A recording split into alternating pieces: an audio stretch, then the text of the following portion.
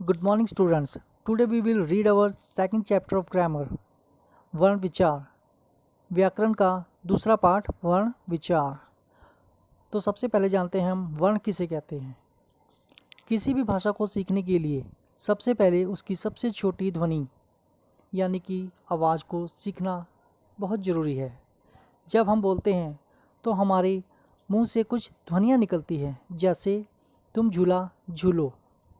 इस वाक्य के हर शब्द के टुकड़े करके देखिए, जैसे तुम झूला झूलो। तुम त के पैर में हलंत जमा उ जमा म के पैर में हलंत जमा अ। तुम झूला झ के पैर में हलंत जमा उ जमा ल के पैर में हलंत जमा आ। झूला। झूलो झ के पैर में हलंत जमा उ जमा ल के पैर में हलंत जमा ओ। झूलो। उपर्युक्त प्रत्येक शब्द में कई ध्वनियाँ हैं, इनके और टुकड़े नहीं किए जा सकते। यही ध्वनियाँ वर्ण कहलाती है। वर्ण की परिभाषा। भाषा की सबसे छोटी इकाई वर्ण कहलाती है, इसके टुकड़े नहीं किए जा सकते। वर्णमाला। भाषा की ध्वनियों के व्यवस्थित वर्ण समूह को वर्णमाला कहते हैं। हिंदी में वर्ण दो प्रकार के होते हैं, पहला स्वर, दूसरा व्यंजन। स्वर वे वर्ण हैं जो बिना किसी अन्य ध्वनि की सहायता से बोले जाते हैं। इनका उच्चारण करते समय हवा बिना किसी रुकावट के मुंह से बाहर निकलती है। हिंदी की वर्णमाला में कुल 11 स्वर हैं। अ, आ, ई, उ, री, ए, ओ, औ। स्वर 3 प्रकार के होते हैं, पहला ह्रस्व स्वर, दूसरा दीर्घ स्वर, तीसरा प्लुप्त स्वर। पहला ह्रस्व स्वर। जिन स्वरों को बोलने में कम समय लगता है उन्हें ह्रस्व स्वर कहते हैं। ये संख्या में 4 हैं। दूसरा दीर्घ स्वर। जिन स्वरों का उच्चारण करने में ह्रस्व स्वरों से दुगना समय लगता है उन्हें दीर्घ स्वर कहते हैं। ये संख्या में 7 हैं। तीसरा प्लुप्त स्वर। जिन स्वरों के उच्चारण में ह्रस्व स्वर से तिगुना समय लगता है उन्हें प्लुप्त स्वर कहते हैं, जैसे ओम। प्लुप्त स्वर का प्रयोग किसी को पुकारते समय या गीत गाते समय किया जाता है। स्वरों की मात्राएं। जब पूर्ण व्यंजनों के साथ स्वरों के चिन्हों का प्रयोग करते हैं उन्हें उनकी मात्रा कहा जाता है। आ को छोड़कर अन्य सभी स्वरों के लिए मात्रा चिन्ह निश्चित हैं।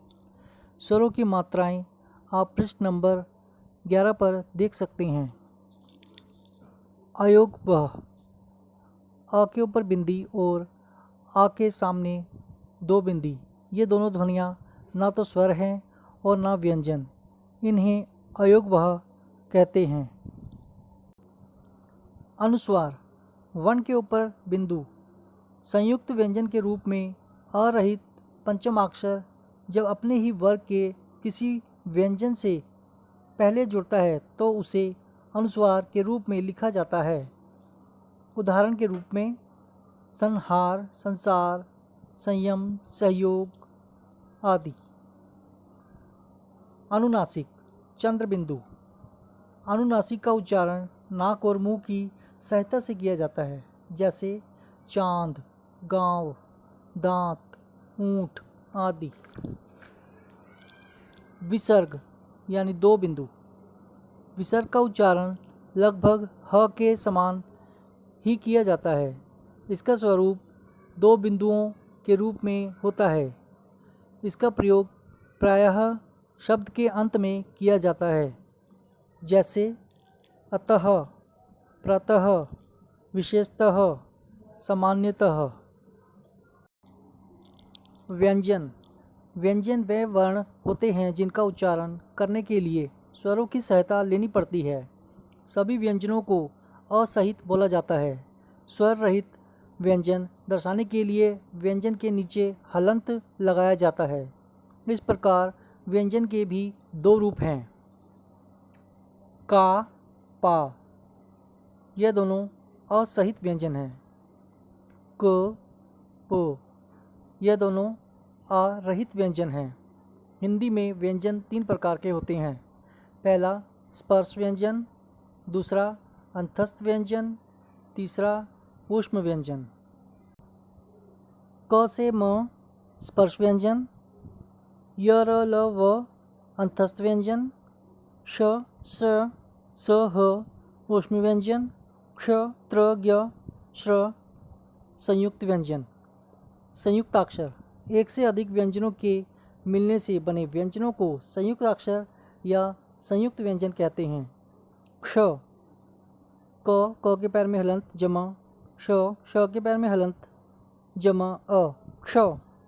त्र, त के पैर में हलंत जमा र के पैर में हलंत जमा अ त्र।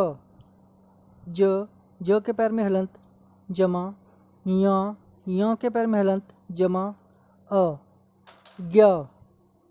श्र के पैर में हलंत जमा र के पैर में हलंत जमा अ श्र। वर्ण विच्छेद जब शब्दों के एक एक वर्ण को अलग अलग करके लिखा जाता है उसे वर्ण विच्छेद कहते हैं। जैसे बाजार, ब के पैर में हलंत जमा आ जमा ज के पैर में हलंत जमा आ जमा र के पैर में हलंत जमा अ बाजार। कलम, क के पैर में हलंत जमा अ जमा ल के पैर में हलंत जमा अ जमा म के पैर में हलंत जमा आ कलम। पुस्तक, प के पैर में हलंत जमा उ जमा स के पैर में हलंत जमा त के पैर में हलंत जमा अ जमा क के पैर में हलंत जमा अ पुस्तक। कैलाश, क के पैर में हलंत जमा ए जमा ल के पैर में हलंत जमा आ जमा श के पैर में हलंत जमा अ। धन्यवाद।